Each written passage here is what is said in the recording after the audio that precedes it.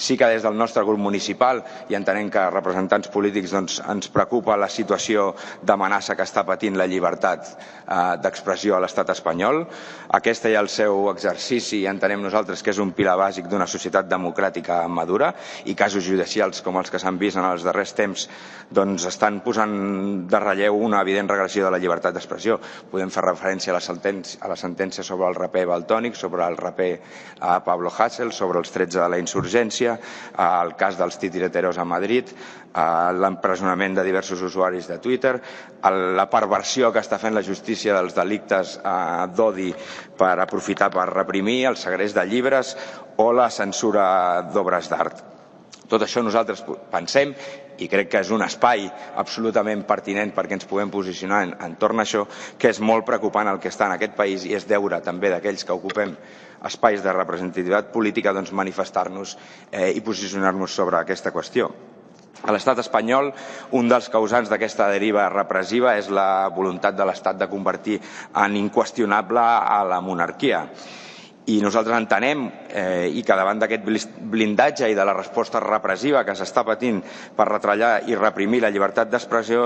nosaltres només contemplem una resposta, i és dir més sovint, més fort i més clar el que pensem de la monarquia. Perquè acceptar la por a la resposta repressiva seria rendir-se i seria callar i seria una absoluta derrota. I estarien guanyant aquells que entenem que estan utilitzant les mordasses per reprimir l'exercici d'un dret bàsic social i polític com el de la llibertat d'expressió. Des del nostre punt de vista, el rei emèrit, el senyor Joan Carles I, i el seu fill, el rei Felip VI, van heretar la corona del franquisme de mans del dictador i ho han aprofitat per amassar una fortuna aprofitant-se de la seva posició de poder, robant els contribuents d'aquest estat, col·laborant i fent negocis amb estats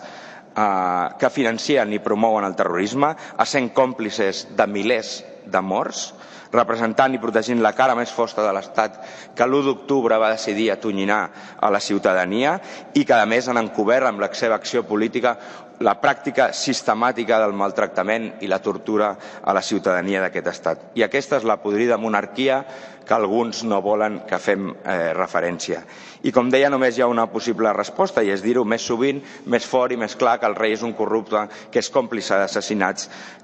i que ha encobert la pràctica de la tortura de forma sistemàtica a l'estat espanyol. I cal dir-ho impliqui el que impliqui, assumint les conseqüències i triomfant per sobre de la por, perquè la por a dir allò que pensem, també nosaltres com a representants polítics en aquest ple, és el nostre pitjor enemic.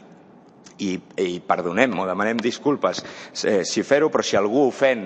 o s'indigna perquè això es pugui dir de forma pública, que pensi l'ofensa i la indignació que suposa per milers de persones d'aquest país que amb els seus impostos han de sostenir aquesta família parasitària.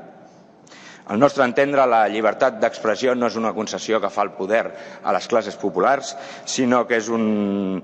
dret que ni es negocia, sinó que es conquereix i s'exerceix a diari. Per tot això, i aprofitant aquest espai que l'alcaldessa bonament ens ha prestat, demanem la llibertat de Josep Valtònyc i l'absolució de tots els perseguits per l'exercici de la llibertat d'expressió. Moltes gràcies.